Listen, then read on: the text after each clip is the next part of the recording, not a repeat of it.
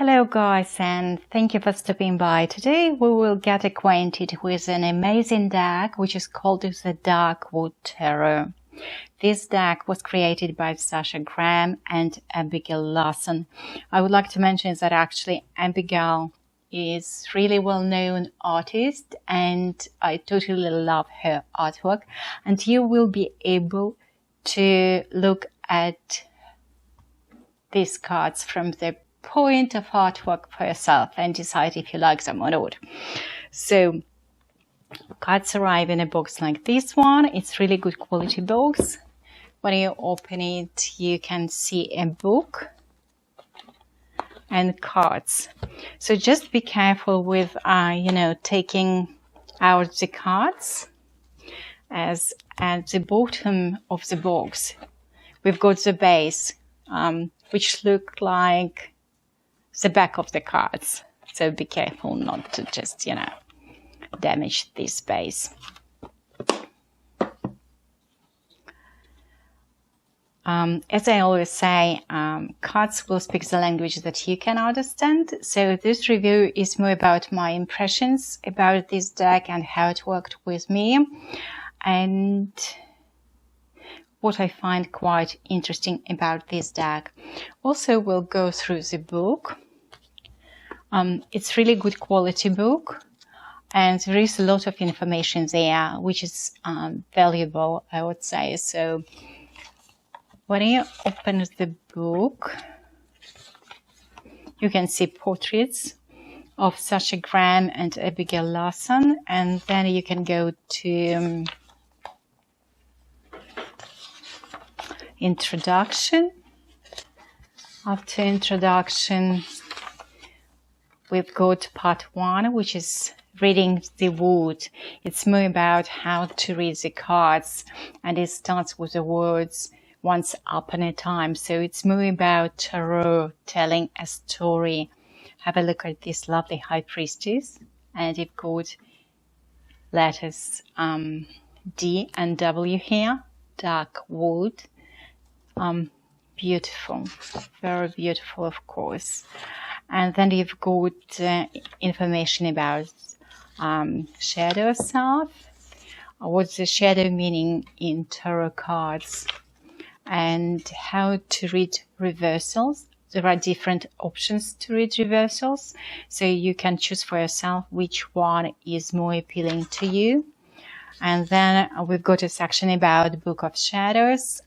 It's more about creating a tarot Book of Shadows for yourself. Initiation section. Then questions which you can ask when reading with the deck. Enchantments. Recurring patterns. And then we've got 4 suits. A little bit of information about swords, cups, pentacles, and wands. Information about royal cards, that is court cards. A few tarot spreads. And then basically you will see description of all the cards. So it's more like a photo of the card and description. Basically what you can see on the card, and meaning in upright and reverse position. Shadow is reverse card.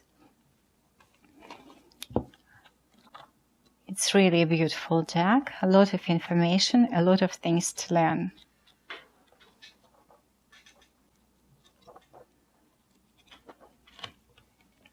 Highly recommended.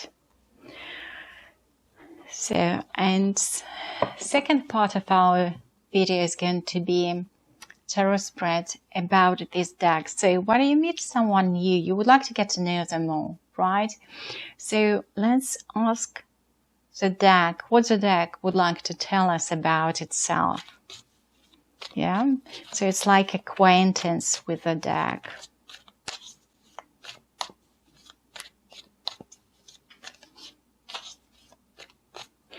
Obviously, if you are interested just in the artwork, you can jump into the section number 3, which is cards flip through, and have a look at the cards from the artwork perspective.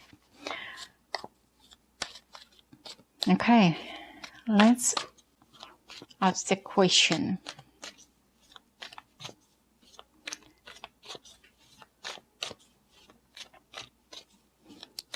How this deck perceives itself, what this deck thinks about itself.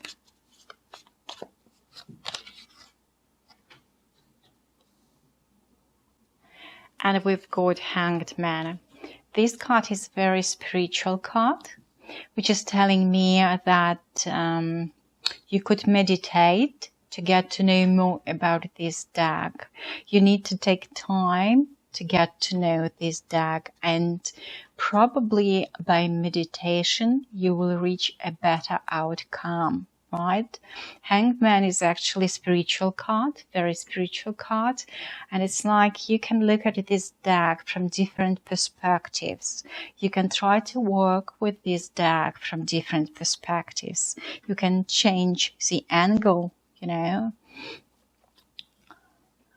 how you look at this deck, how you look at these cards. For example, you could pay attention to colors, you could pay attention to the person there on the cards, right? Try to find as many meanings to this card as is possible.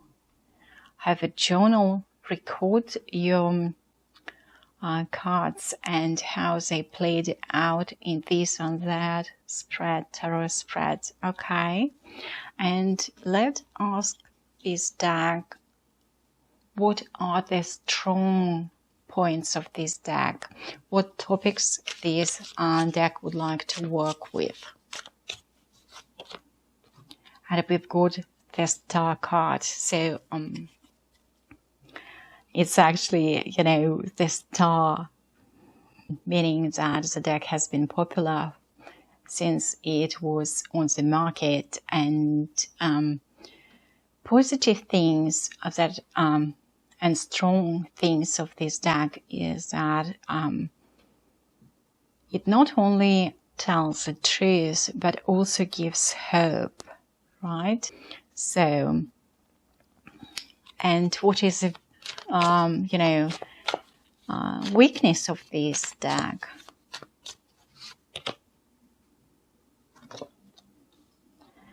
And we've got Wheel of Fortune, which is basically telling me that there couldn't be any weakness as such.